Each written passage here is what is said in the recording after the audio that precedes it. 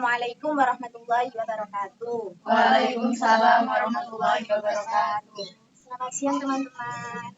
Dan Sebelumnya saya ucapkan terima kasih ya kepada teman-teman yang mau hadir dalam bimbingan kelompok yang saya adakan. Sebelum memulai bimbingan kelompok pada siang hari ini, marilah kita berdoa terlebih dahulu. Berdoa mulai. Berdoa selesai. Sebelumnya nih, teman-teman udah tahu nggak bimbingan kelompok itu seperti apa? Belum tahu. Oke, karena teman-teman belum terlalu paham bimbingan kelompok itu seperti apa, maka izinkan saya untuk menjelaskan secara singkat bimbingan kelompok itu bagaimana.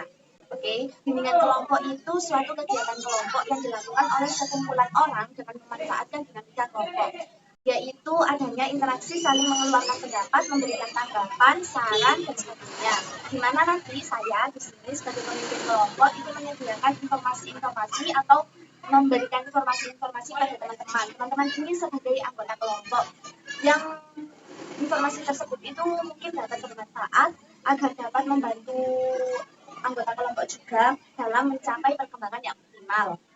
Jadi tujuan dari bimbingan kelompok itu sendiri yaitu salah satu usaha untuk berkembangnya kemampuan sosialisasi anggota kelompok atau kita semua dalam kumpulan kelompok itu sendiri.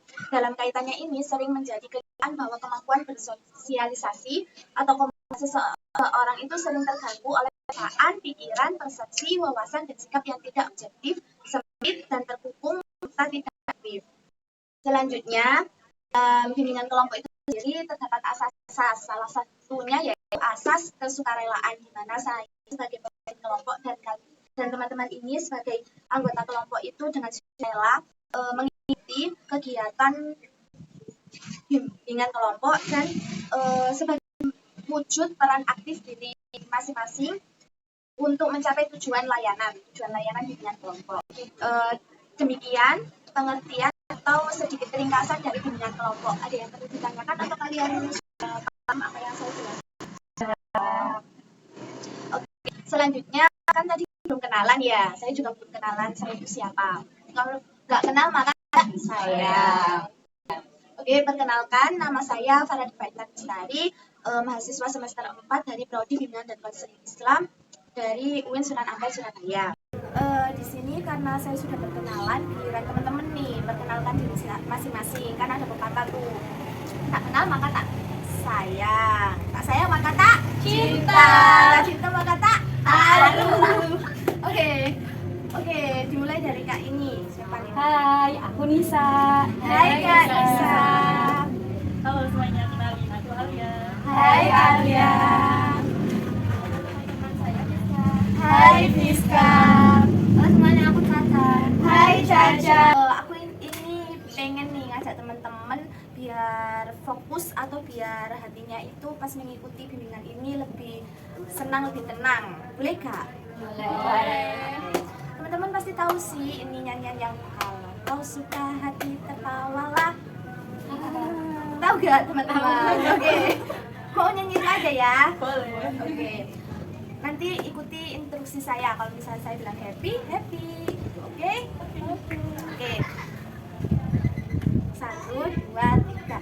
Kalau kau suka hati bilang happy, happy. Kalau kau suka hati bilang happy, happy. Kalau kau suka hati, mari kita lakukan. Kalau kau suka hati bilang happy, happy. Kalau kau suka hati tertawalah, Hahaha. Kalau kau suka hati tertawalah. Hahaha. Kalau kau suka hati, mari kita lakukan. Kalau kau suka hati tertawalah. Hahaha. Nah tadi udah bernyanyi, teman-teman udah siap belum mengikuti bimbingan saya? Siap. Sebelumnya nih, kan pada bimbingan kelompok ini saya mau mengangkat topik school bullying. Dari teman-teman nih, mungkin pernah dengar atau udah pernah ngerti school bullying itu seperti apa? Perilaku mengganggu teman. Oh iya, benar. Yang lainnya? Nggak tahu. Oh baik. Oke, karena teman-teman banyak yang belum tahu nih. Jadi saya mau izin buat sedikit memberi informasi kepada teman-teman tentang school bullying itu seperti apa. Sudah siap? Siap. Oke. Jadi School bullying itu adalah perilaku agresif dan negatif seseorang atau sekelompok orang secara berulang kali dengan menyalahgunakan keseimbangan kekuatan untuk menyakiti korban secara mental, fisik maupun seksual. Mereka ini melakukannya itu di lingkungan sekolah. Mereka ini para siswa-siswi di sekolah. Tuh. Untuk manifestasi bullying itu seperti apa, itu terbagi menjadi 3 bentuk, yaitu bentuk fisik, bentuk verbal, dan bentuk psikologis.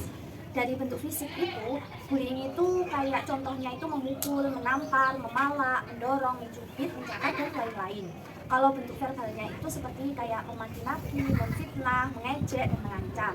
Sedangkan dari bentuk psikologisnya itu mengintimidasi, mengucilkan, mengabaikan, dan mendiskriminasi teman lain.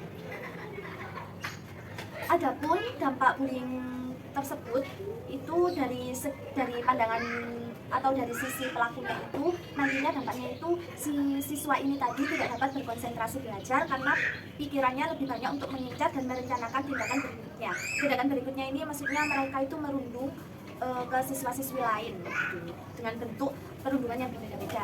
Kalau bagi korban itu, mereka itu merasa ketakutan. Mereka merasa ketakutan untuk pergi ke sekolah karena cemas akan menjadi korban lagi, akan mendapatkan perundungan lagi. Kalau dampak dari saksi sendiri, saksi itu kayak misalnya teman sekelas melihat temannya yang lain itu membuli, dampaknya itu seperti takut. Mereka itu takutnya itu akan menjadi korban berikutnya dan merasa bersalah karena tidak bisa menolong temannya yang lain yang mendapatkan bullying itu. Terus mengapa sih bullying itu bisa terjadi di lingkungan sekolah? Karena itu faktornya itu karena adanya kesempatan untuk terjadinya bullying. Jadi kayak mereka itu ada kesempatan melakukan bullying ke siswa yang lain atau temannya yang lain. Terus adanya anak yang merasa dominan atau memiliki harga diri yang rendah di sekolah dan memiliki karakter yang agresif. Bisa disebabkan karena pengalaman atau pola asuh keluarga yang kurang sesuai. Terus adanya minimnya pengawasan dan rendahnya kepedulian sekolah terhadap perilaku siswa-siswinya. Jadi kayak pihak sekolah itu kurang mengawasi siswa-siswinya dalam berteman, dalam bersosialisasi.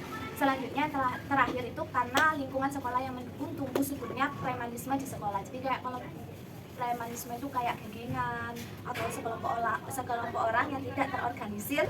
Sekian materi yang bisa saya sampaikan. Nih menurutnya teman-teman nih setelah saya menyampaikan informasi, gimana sih perasaan teman-teman setelah mengetahui ternyata school bullying itu seperti apa? Gimana perasaannya teman-teman? Perasaan saya senang Kak, akhirnya saya tahu bullying itu seperti apa, kemudian bagaimana dampak seperti apa melakukan bullying bagi diri kita sendiri, ke orang yang kena bullying, dan juga orang yang melihat aksi kita menjadi orang itu kayak gini. Karena dampaknya itu sangat-sangat buruk sekali untuk saya sendiri, untuk orang lain, dan juga untuk saya sendiri juga kayak gitu. Ya, terima kasih ya Mbak Nisa. Ya Mbak Nisa, benar sekali memang dampak bullying itu sangat buruk atau sangat berdampak pada anak-anak maupun lingkungan sekitarnya.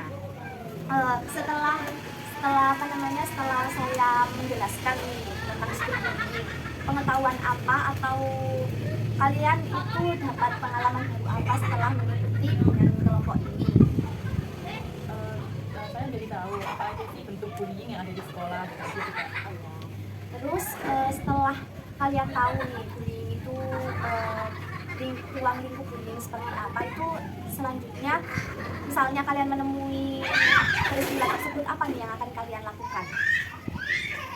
Kalau saya pribadi ya Kak, mungkin saya akan menangkap bagi saya sendiri bahwa bullying itu tidak baik untuk diri sendiri ataupun untuk saya. Jadi kalau misalnya saat saya ketemu orang yang melakukan bullying, itu saya akan menasehati ke orang itu bahwa dampak bullying itu seperti ini loh, kamu mau nggak kalau misalnya begini? Kalau kamu nggak mau begini ya jangan kayak gitu, karena kamu akan dihargai ketika kamu juga bisa mau dari orang lain seperti itu. Ya benar, tepat Mbak Nisa. Ya.